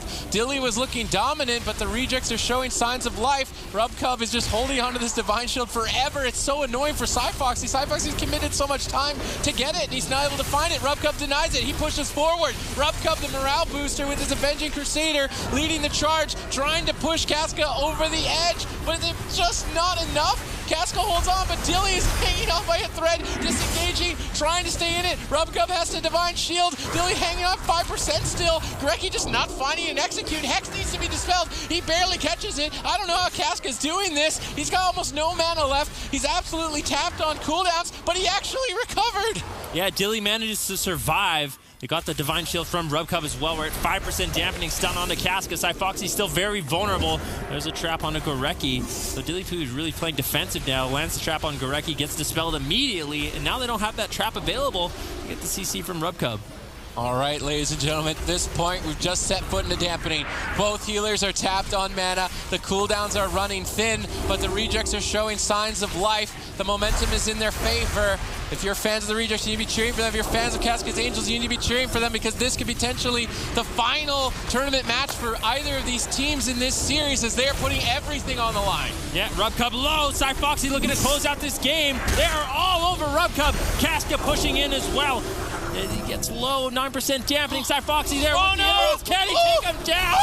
Rubcub hanging on by a thread. He trinkets out of the bash, kiting away. Dilly there trying to look for some damage. Lands the Intimidations out, all 3 members. Jamili and Gorecki trying to counter-press Dilly Blue, but ultimately Casca's Angels will close out this series. What live lords on both sides? I mean, they're playing it out. They're playing it out. I don't blame them. It's their last game of this year.